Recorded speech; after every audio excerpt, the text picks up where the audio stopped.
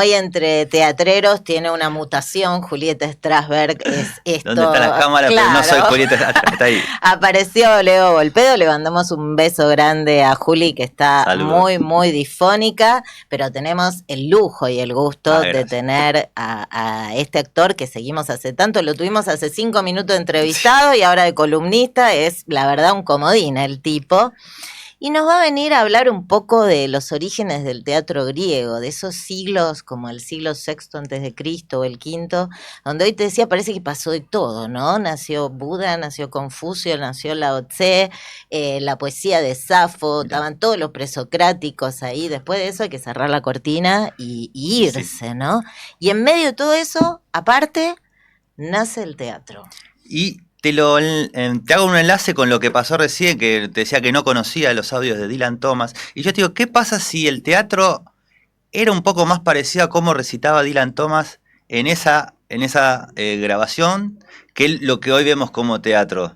Vos sabés que en Instagram hay un tipo que es griego, que lee el teatro griego como se leía en aquella época con la entonación, y sí, tiene esta entonación oracular. Yo no entiendo una pepa de ese griego antiguo, apenas agarro 2 palabras del moderno. Tiene esta cadencia oracular de lo de Dylan Thomas. Muy buena esa. Porque esto está más relacionado un poco con lo que venimos a hablar, que con la tesis de Nietzsche, de que él un poco se queja de que le han sacado la música, lo dionisíaco, al teatro. Uh-huh. Entonces él se imagina eso, que los textos de las tragedias están escritos en verso, y los versos tienen una musicalidad. Uh-huh. Hay como 2 músicas, la música de las palabras y la música. Él se quejaba de que Dionisos había caído en el teatro griego y había subido a Apolo, es decir, el caos bajó y subió a la forma establecida, en los 3 dramaturgos más famosos, que para él era un signo de decadencia que baje Dionisos y suba Apolo, que es contemporáneo a la decadencia también de la filosofía de Sócrates, Platón y Aristóteles. Es decir, los presocráticos eran para Nietzsche el lugar del predominio del caos. Y también los dramaturgos anteriores a los top, que son los que conocemos hoy. Pero es cierto esto que decís, que a pesar de que puede ser que había menos música, porque había menos coro y había menos corifeo, siempre estaba la música de las palabras. Exactamente. Por eso no podemos tener dimensión de cómo era aquel teatro griego. Si solamente tenemos el texto, es como tener la comparsita, tengo la partitura de la comparsita. ¿Es la comparsita? No. Entonces, también desconfiemos de los textos también, ¿no? Uh-huh. Obviamente no, en esa época no había registro de nada, pero creo que Nietzsche ahí nos da, por lo menos, una punta. Y para mí, a lo que decías, también hay que agregar que está ligado también con transformaciones políticas. Uh-huh. Y en general, siempre que hay un movimiento en la historia del arte, está justo en relación a transformaciones políticas. Le digo también que en esa época Grecia se empieza a organizar más la polis, empieza, como decís vos, a volcarse más hacia lo racional. Uh-huh. Y todo lo que era previo era medio como considerado desorden. Yo qué sé, Platón, no, obviamente de filosofía, no soy filósofo, pero todo lo que había escrito Homero, él lo empieza a poner en duda, como diciendo, esto no lo podemos probar que pasó. Y vos pensás que esa Grecia tan prolijita, con disminución de Dionisos y aumento de Apolo, ¿cuánto duró? Un siglo. Sí. Siglo y pico. Las grandes civilizaciones duraron mucho más. Uh-huh. Egipto duró muchísimo más, la civilización hebrea dura hasta hoy en día, el cristianismo duró mucho más, y la Gran Grecia, que es la madre de todas, fue un suspiro por ese, tal vez, entre otras cosas, aferrarse a las formas fijas y no coquetear un poco más con el caos, con Dionisos. ¿Quién era Dionisos? Dionisos era decir, un faro del dios del descontrol. Era el dios del vino, del descontrol, sí. Que como su nombre lo dice, Dionisos, porque nació, según la leyenda, 2 veces. Zeus, que era bastante mujeriego, había estado con una mujer Semele, mientras tenía su mujer Hera entre los dioses. Y cuando Hera se enteró que Semele estaba embarazada, fue y le dijo a Semele, che, a mí me parece que este tipo mucho no te quiere, pedile una prueba de amor y de su poderío, y viste cómo son los tipos. El tipo dijo, ¿querés prueba de amor? Le largó el rayo, y casi la mata, pero rescata al bebé y se lo cose en el muslo. Y el bebé nace, es como casi un bebé trans, en el muslo de Zeus, inaugurando la cesárea, podríamos decir, en Grecia. Esa es una de las versiones del nacimiento de Dioniso, que aparte no era griego. El Dioniso y las fiestas dionisíacas venían de Tracia, venían de Egipto. Vamos, los griegos hicieron su mezclita, como decía Verdo de la Serna, se afanaron eso y hicieron lo que necesitaban, ¿no?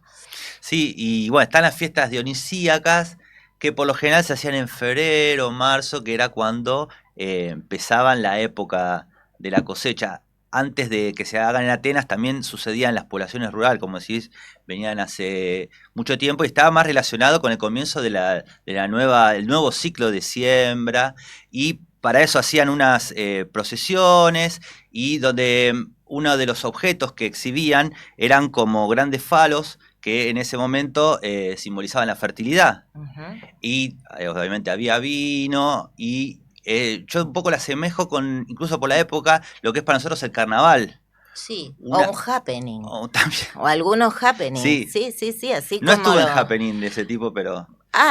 digo, Foucault participaba. Bueno, por eso, no soy contemporáneo.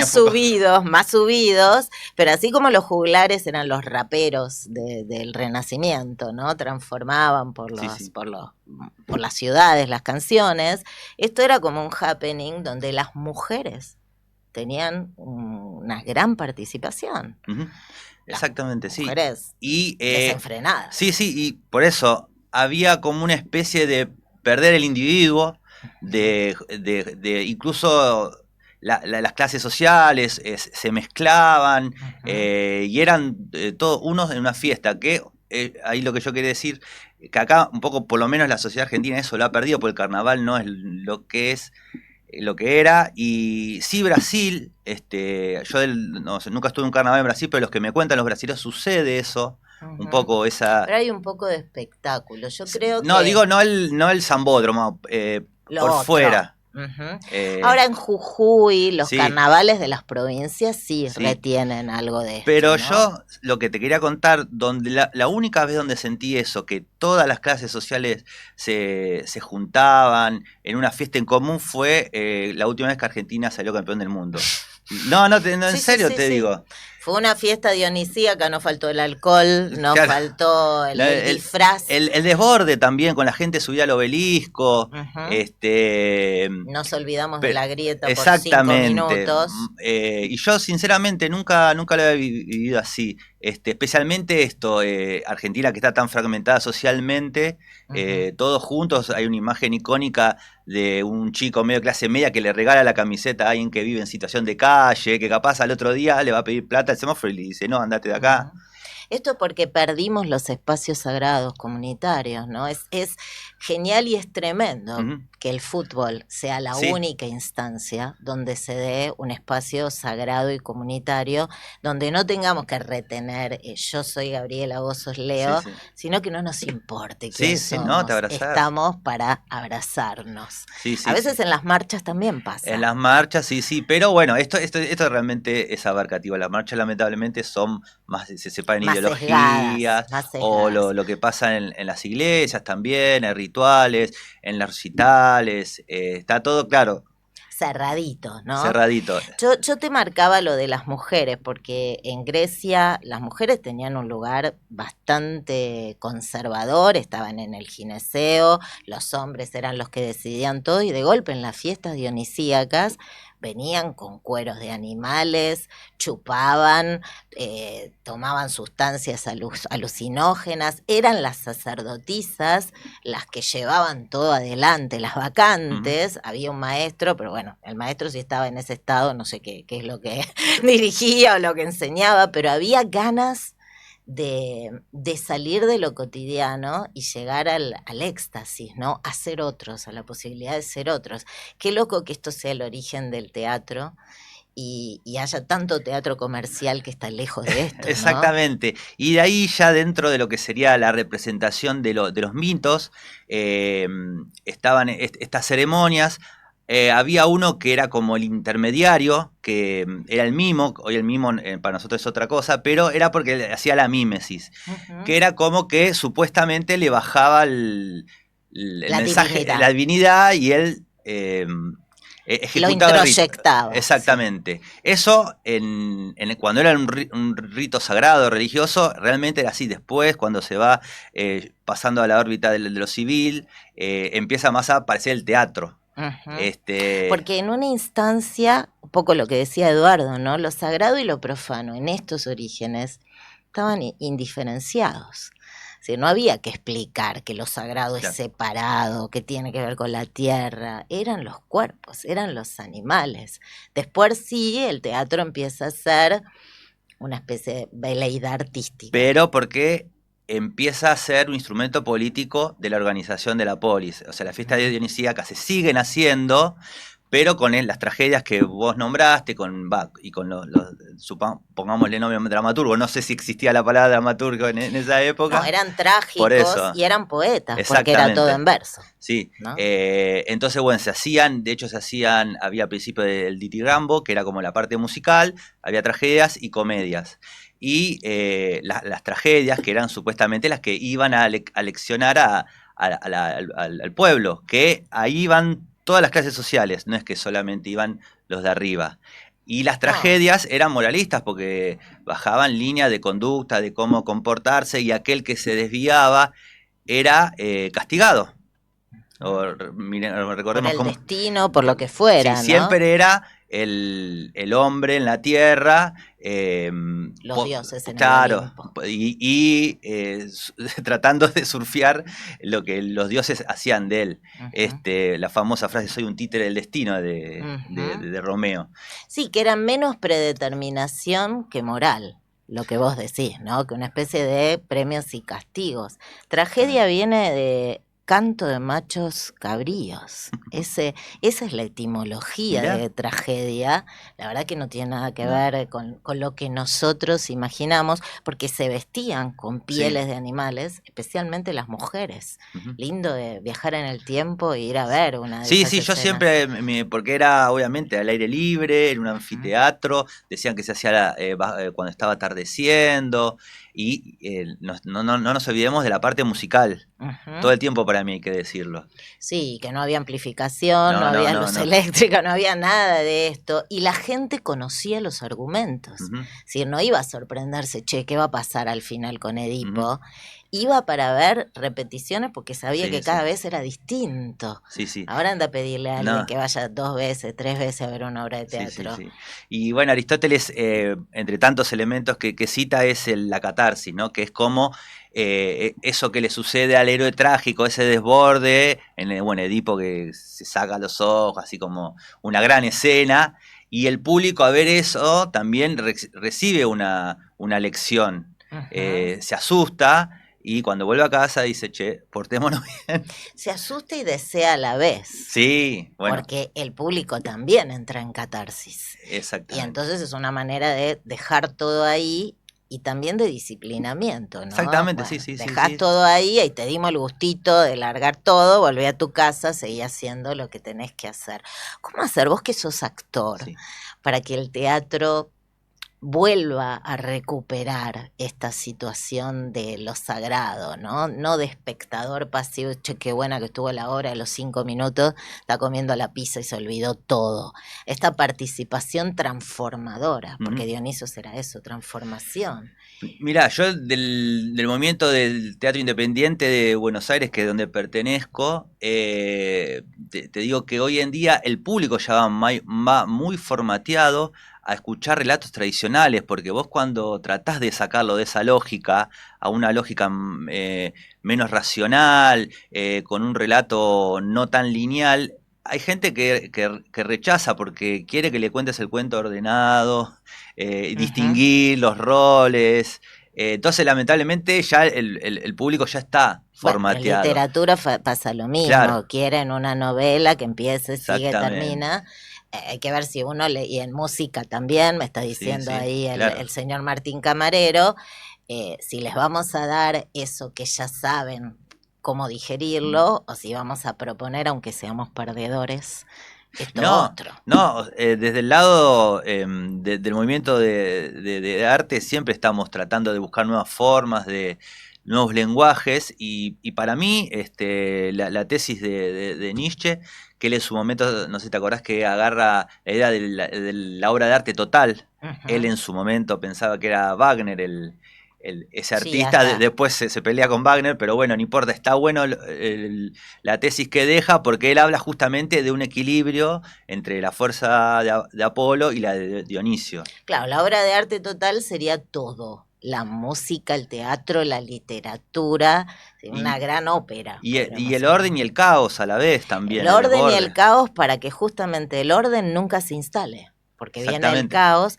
La diferencia es que para Nietzsche tenía que haber un 60% de caos y un 40% de orden. Mejor. Es decir, una dialéctica en donde el caos sea superior al orden para impedir un Milei, por ejemplo, o la instalación de un teatro de mierda como aquello que el público desea, porque acá el problema es esto que vos decís. Quieren eso que ya saben lo que es. ¿Cómo hacer para empezar a generar otros deseos? El deseo de lo sagrado. El deseo de algo sagrado comunitario. No pretendo que me des una respuesta, lo dejo como un interrogante. Sí. Solo año tras año hago obras, siempre fracaso, pero siempre lo importante es el intento. Te lo pregunto porque sé que fracasamos juntos en muchos aspectos, pero sí sé que las obras como Mirar el río tienen esta exigencia del espectador de poner algo, de participar. Si no, te quedas afuera y no estuviste en el teatro, ¿no? Sí, uno lucha contra el sentido, pero contra el sentido mental, el sentido instituido, y para mí lo contrario está más relacionado a lo que hablábamos del cuerpo, la música, las imágenes, que son otros sentidos, no solamente la palabra. Nosotros amamos la palabra, no podríamos hacer teatro. Sí, pero uno la puede hacer papilla, la palabra, la puede retorcer como un trapo y hacerle decir otras cosas. Me queda de todo esto que charlamos que lo sagrado tiene que ser comunal. Sí. Tiene que ser comunitario, porque si no afecta a la comunidad, este sagrado mío que me prendo mi velita, el santito, o mi momento especial, es un momento especial, sagrado cuando conecta con otra cosa. Sí, pero bueno, hablando un poco de todo, fíjate que hoy la cultura del individualismo está en contra de esto que vos decís, de lo colectivo. Hago mi ritual chiquitito, y a la vez no quiero fundirme con el otro, porque el otro está ausente, o sea, está negado. Bueno, yo creo que todo este canal de Revuelto, que es un enorme esfuerzo, y la revista Entredicha, es como dijo Tatián, que es uno de los redactores de Entredicha, una cultura contratiempo. Algo contra los tiempos instituidos que requiere mucho más esfuerzo, una sobreintervención. Pero me preguntaba, aparte de sobrevivir, ese pequeño detalle, ¿qué otra cosa tenemos para hacer? Que una cultura contratiempo sagrada. Sí. Sagrada como en Grecia, ¿no? Sí. O vos fijate, los primeros que salimos a la calle fueron ya en enero del 24, creo que fue, era la comunidad artística cuando quisieron tocar al Instituto, al Fondo Nacional de las Artes, al Inca. Ya en enero estábamos en la calle, salimos a apoyar al primer paro nacional. Fue la primera vez que la CGT tuvo una columna de cultura. Esto, imagínate. Y había cultura y había gente de la diversidad. Entonces eso nosotros sabemos que somos lo que nunca vamos a dejar de más allá que haya fondos, no que haya subsidios, que haya la extorsión del dinero. Exactamente. La extorsión del dinero. Que siempre te digo, uno de las conversaciones que hay es si realmente sirven los subsidios, por lo menos en el teatro. Yo que capaz en el cine es más difícil porque se inicia la producción. O sea, necesitas la plata para producir o podés producir igual. ¿Vos pensás que Sófocles se preguntaba estas cosas, que Esquilo se preguntaba estas cosas y tenía estos problemas de subsidios? Eran apoyadas por el Estado de... Por eso, eran apoyados por un Estado que consideraba el arte parte integral de toda la cultura. ¿no? De la formación del ciudadano, de la polis. Sí. Bueno, entonces, por un teatro sagrado... Dionisíaco como tal vez el de antes de los grandes dramaturgios. Gracias Leo, porque este es un tema que hace mucho tiempo queremos tratar y justo hoy con lo sagrado vino a tiro. Buenísimo.